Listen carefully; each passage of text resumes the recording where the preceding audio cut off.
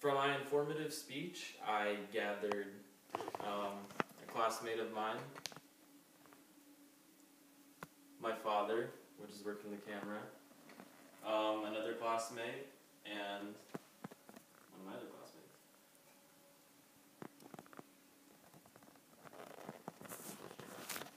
Alright, so my informative speech topic, I decided to choose leprosy, which I always thought was a biblical vestige that didn't really exist today, but it's actually still exists, it's still out there. Leprosy in biblical times affected a large percentage of people in Africa or Iran, but it still affects millions of people today, even millions of people in America. So what exactly is leprosy? Well, leprosy is better known as Hansen's disease and is a contagious virus that affects the skin, mucous membranes, and nerves of the body. So what causes leprosy? Well, the Macrobacterium leprae, it was discovered by Jared Hansen in 1873. And the thing that's unique about this is it's one of the slowest progressing bacteria in the world. It has an incubation period of 4 to 8 years, with cell division occurring once every 2 weeks. Now, compare that with something like E. coli, where cell division occurs once every 17 minutes. Basically, it takes 4 to 8 years for people or patients suffering from leprosy to even experience symptoms. So you may never know where you got it.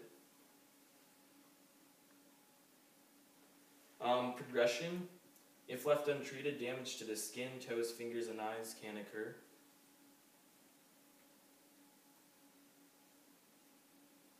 Leprosy today is said to affect between 30 and 40 million people worldwide.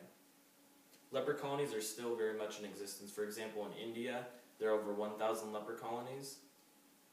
And people often believe in India that it's a manifestation of their wrongdoing through symptoms of leprosy. And they believe it's basically just a curse. Armadillos, for example, are often known to cause leprosy. And that's how many people in the South actually get it, is from handling or even eating armadillos. Symptoms of leprosy are skin lesions and boil-looking sores on the surface of the skin, though it does not cause body parts to fall off. Folklore would like to suggest that it does, but that's actually not true at all. The only way that a body part would fall off is due to leprosy is it actually causes the nervous system to shut down in many of their digits. And so if you were to break a finger or burn a finger, you may not even know, because you won't be able to feel it if leprosy had progressed that far. The ways leprosy can be contracted is through coughing, nasal discharge, and the consumption of certain animals such as armadillos. Now, the thing about it is people would put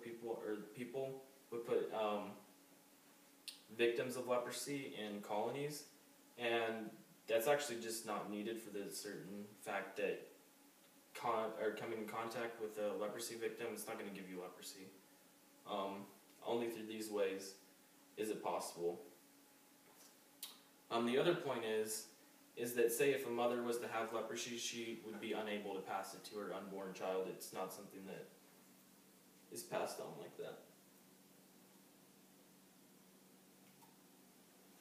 The good thing about leprosy is it is treatable with a number of antibiotics. For example, the World Health Organization actually recommends 3 different antibiotics and provides them to victims worldwide. And, I mean, if this would have been around in biblical times, people would have been so much better off. We're lucky today that we actually have these vaccines provided.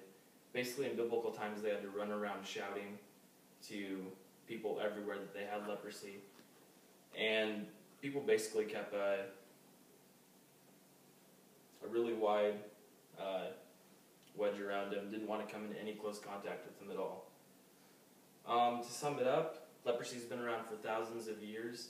It affects millions of people, but it is treatable. That's the one good thing. So if you have someone that you know that's affected by leprosy, they should contact the Center for Disease Control or the World Health Organization, because it is treatable, and that's one of the great things. Thank you.